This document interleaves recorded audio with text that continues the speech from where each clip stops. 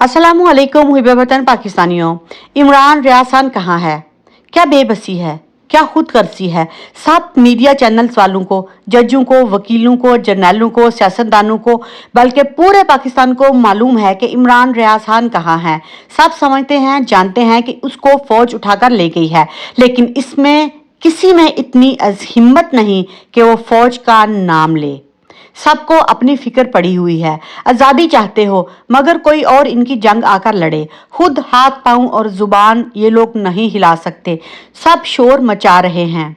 एक पागल जर्नैल ने अपनी अना की तस्कीन के लिए मुल्क में मार्शल लॉ लगा रखा है। छुप छुप कर तो वार करता है, जाली पिद्दी पिद्दी के जुलूस निकलवा रहा है, लेकिन इतनी हिम्मत नहीं कि अवाम के सामने खुल कर आए।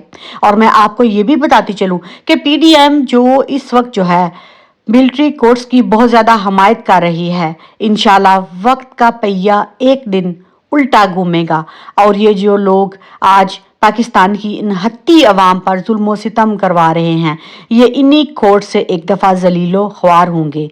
ये लोग अपोजिशन में होते हैं तो जरदारी कहता है कि मैं ईंट से ईंट बजा दूंगा, हाजिर आर्मी चीफ का नाम लेकर उस पर इल्ज़ामात लगाता है। ये रवायत जो है असल में नवाज शरीफ ने ही डाली है। और दूसरी बात मैं आपको ये बताती चलूँ कि आखिर ज़मान पार्क में तलाशी क्यों ली गई? क्या उसके पीछे कुछ खौफनाक हकायक थे? बिल्कुल।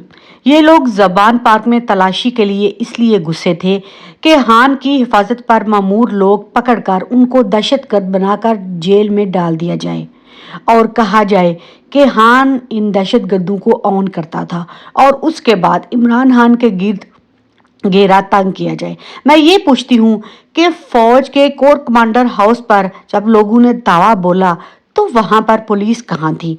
और दूसरी तरफ नवाज शरीफ और आसिम मुनीर की ऑडियो भी लीक हो चुकी है और देख लीजिए ये आसिम मुनीर किस तरह नवाज शरीफ के साथ डील कर रहा था।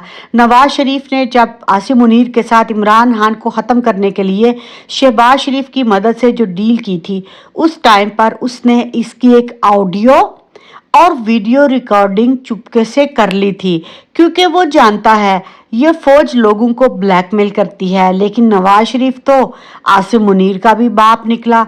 आपको याद होगा जब ये जनवरी में आया था तो ये चुप करके अच्छा बच्चा बन के चीज़ों को देख रहा था।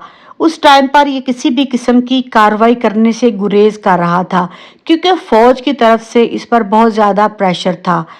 लेकिन जब नवाज शरीफ को ये पता चला कि मेरे गिर्द तो और घेरा तंग हो रहा है और इमरान खान जो है उसको खुली छूट मिली हुई है, उस टाइम पर उसने इसको हल्का सा क्लिप दिखाया था और कहा था, जनाब ये देख लें जो मेरी और आपकी डील हुई थी।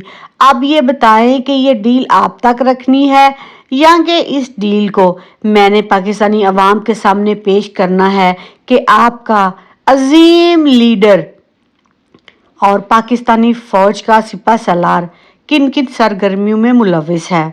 और उसके बाद आसिम मुनीर ने अपनी इंतकामी कार्रवाइयों का सिलसिला पीटीआई के गिर्द बढ़ा दिया। सियासी जमातें जो हैं वो अवाम की ताकत से बनती हैं और हुकूमतों ने जब भी सियासी जमातों पर पाबंदी लगाने की कोशिश की है या गैर जमहूरी हथकंडों से इनको दबाने की कोशिश की है तो तारीख तो यही रही है कि वो लोग खुद माजी का हिस्सा बन जाते हैं। इस टाइम पर मैं समझती हूँ कि पीडीएम इनकी आंखों का तारा और दिल की धड़कन बनी हुई है, लेकिन इंशाल्लाह बहुत जल्द पाकिस्तानी अवाम इन तमाम अनासर पर हैवी होगी। इमरान खान ने जिस तरह कल अक्लमंदी से पूरी पीडीएम को शिकस्त दी,